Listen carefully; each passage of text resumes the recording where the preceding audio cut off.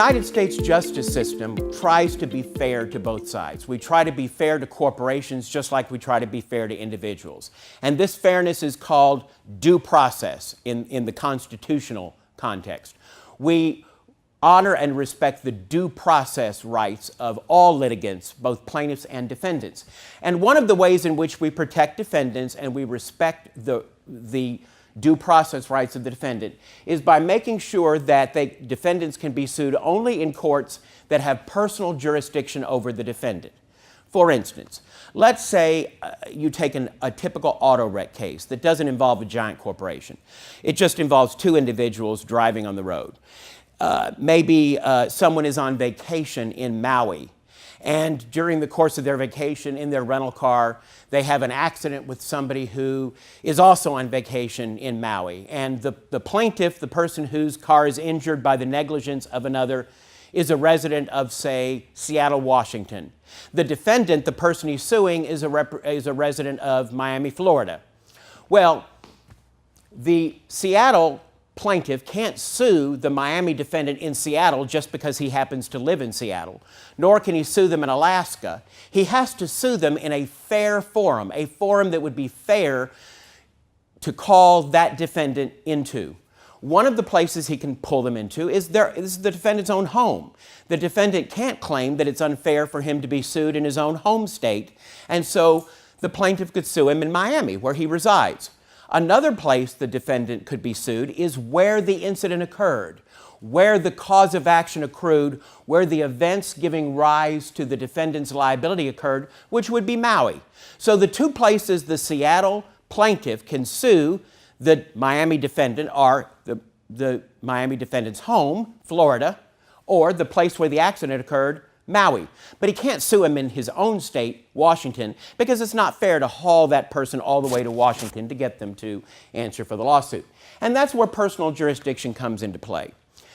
There are two types of personal jurisdiction when you're dealing with corporate defendants. And in mass torts actions, corporations are the key because you're suing corporations or limited liability companies or some kind of business entity that made the product that injured individuals. And the two ways that you can get personal jurisdiction over a corporate defendant are through specific jurisdiction and general jurisdiction.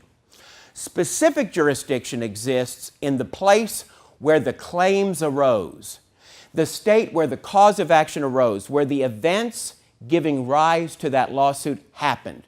So, for instance, the state where the product was sold or the product was used is a state that has specific jurisdiction over the defendant. The place where the injury occurred is a place that has specific jurisdiction. And the place where the corporate activity that led to that product, for instance, the place where the product was developed or marketed, or the marketing plans were made, or all the corporate decisions that led to that product being sold were made. All of these are states where activities occurred that gave rise to the claims in the lawsuit, and therefore there is specific jurisdiction. Another way we can obtain jurisdiction over a defendant is through general jurisdiction. And general jurisdiction asks the question, did the defendant maintain sufficient minimum contacts with this state so that it's justified for the defendant to be sued in that state, even though the claims may not have stemmed from those activities? For instance, Walmart's, you might say that Walmart is a company that is centered in Arkansas, but there are Walmarts all over the nation. Walmart has minimum contacts with every state in the nation. The question then becomes, is it fair to sue Walmart in Florida for an incident that happened in Arkansas?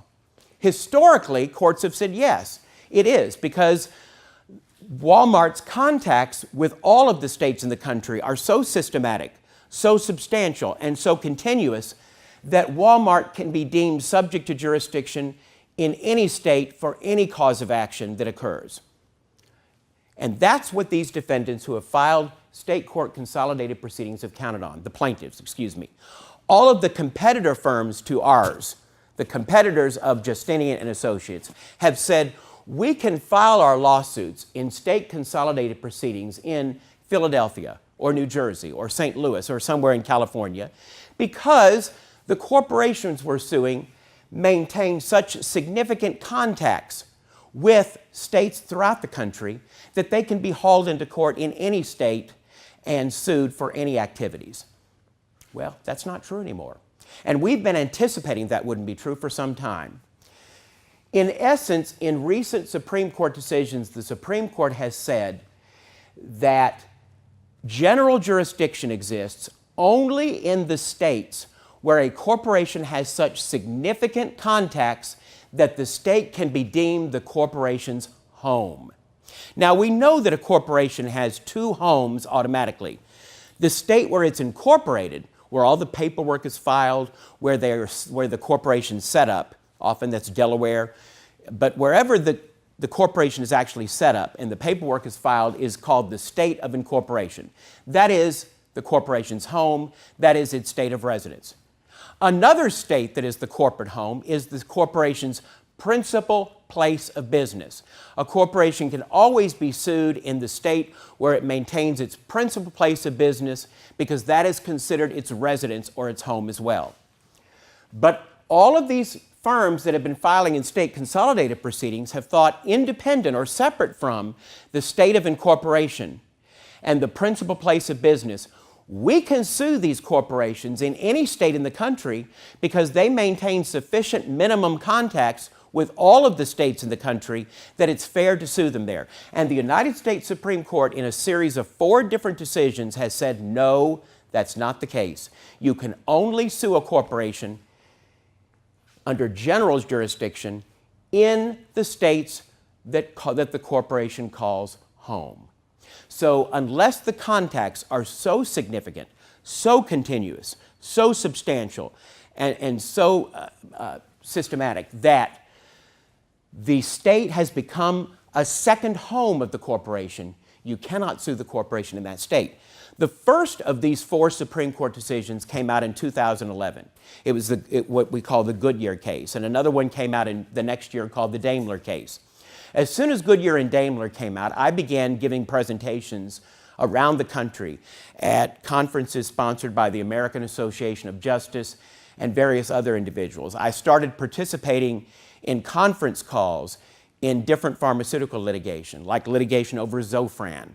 And I began participating in a number of different presentations where I explained that because of these Supreme Court decisions in 2011 and 2012, this strategy of filing in state court consolidated proceedings, picking the state that you think is the most fair to plaintiffs, and creating consolidated proceedings in that state on the ground that these corporate defendants can be sued in any state because they maintain so many contacts with all the states in the country is no longer viable.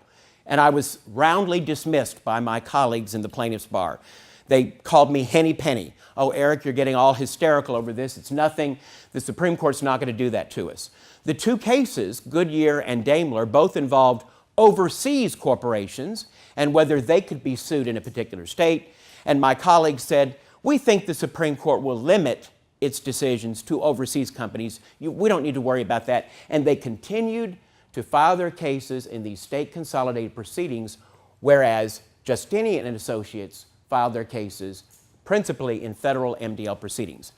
Just in the last 2 months, the Supreme Court has done exactly what I predicted it would and has said, no corporation, domestic or foreign, can be sued under general jurisdiction in any state other than the state it calls home. So this minimum contacts, that all they have to do is have a minimum activity with the state in order to be sued in that state, no longer exists.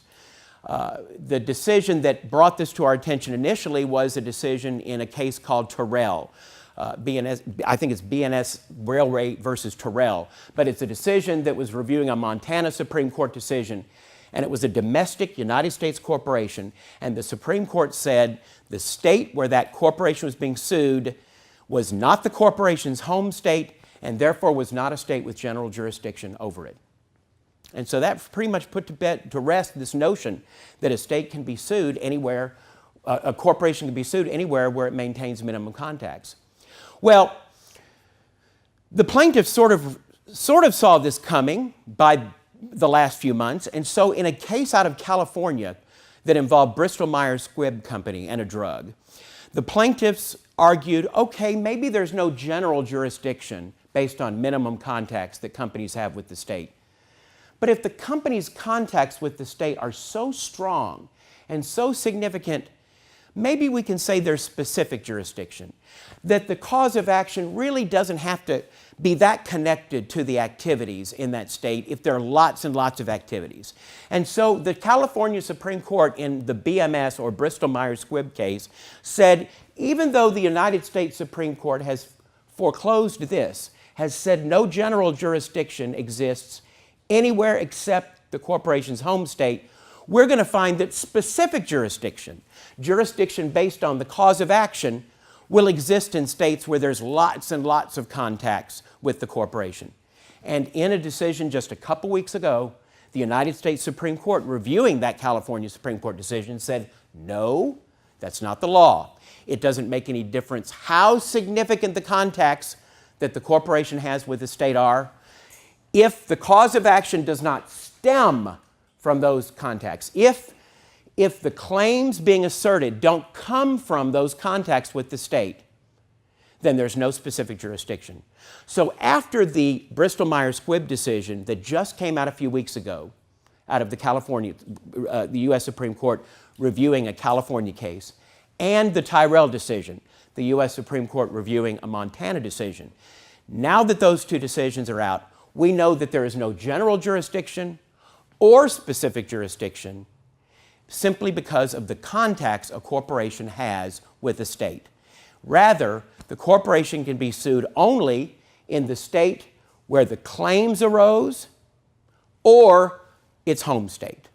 And so all of these state consolidated proceedings, or a lot of them, that our colleagues, our competitors have been filing are proceedings in which the court has no jurisdiction over the defendants. Let me clarify one thing about general jurisdiction and where you can sue corporations.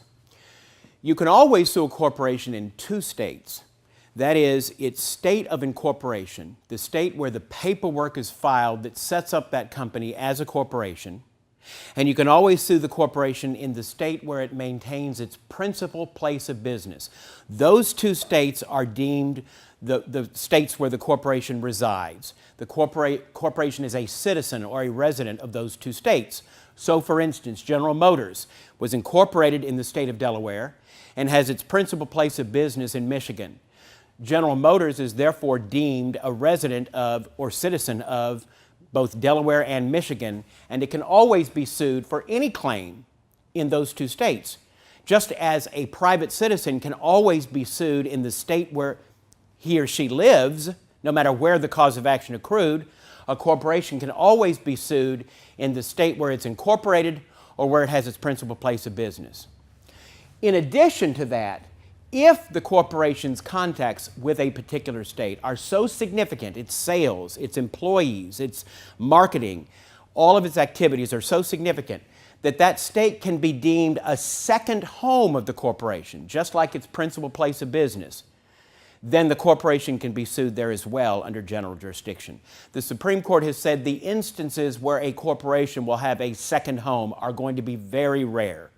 But there may be one or two instances where, I say one or two, there may be some instances where a corporation really does have essentially two principal places of business, and each of them can be deemed a home of the corporations. Without getting into it here, there's still one issue left to be resolved, a consent issue. I'm not going to get into it here, but I can tell you that I think that issue is going to be very difficult for the plaintiffs. But I bring all of this up just to tell you that our firm has anticipated for several years now, based on the early Supreme Court decisions in Goodyear and Daimler, that the United States Supreme Court was going to find that state court consolidated proceedings, based on the fact that the defendant being sued has sufficient minimum contacts with the place of suit, with the state where the court is, that personal jurisdiction exists, was not going to be true, that the Supreme Court was going to find against that. And we have therefore filed our cases in federal MDL proceedings, and we have encouraged our colleagues to do the same. Because even though they are our competitors, they're also our friends. And we are on the side of all plaintiffs. And we want our colleagues to be able to pursue viable claims on behalf of all injured victims. And so we've advised them not to go this route of state consolidated proceedings, but instead to go the federal MDL proceedings route. But they did not take our advice. What that means is this: if the Supreme Court continues to stand by these rulings of law, as I believe they will, and if the final issue is wrapped up, as many anticipate it will be, multi-million-dollar judgments, some as high as tens of millions of dollars, that were obtained in some of these state consolidated proceedings will be reversed, and they'll be taken away from the plaintiffs because there was no jurisdiction over the defendants in those courts. What those plaintiffs do is an open question. Some states will not allow them to now file in federal MDL proceedings because the time limit is up. The statute of limitations has expired. Some states may allow what's called tolling. They may say that while the case was pending in the state court proceeding, the statute of limitations was tolled and that time period didn't count against them, but some states won't. And so these multi-million-dollar verdicts are going to be lost. And it's an open question as to whether the lawyers that obtain those victims are going to be able to refile and try to get another verdict against the defendants. We have continued to file in federal MDL proceedings, and we will. More importantly, what we will do, as we have always done, is we will continue to stay in front of the law. We'll continue to research the law, we'll continue to be abreast of the law, and we will make sure that the decisions we make on your behalf, on where we file and pursue cases, are consistent with the law as we know it to be and not as we want it to be, which is unfortunately what a lot of firms have done and are now facing the consequences of that.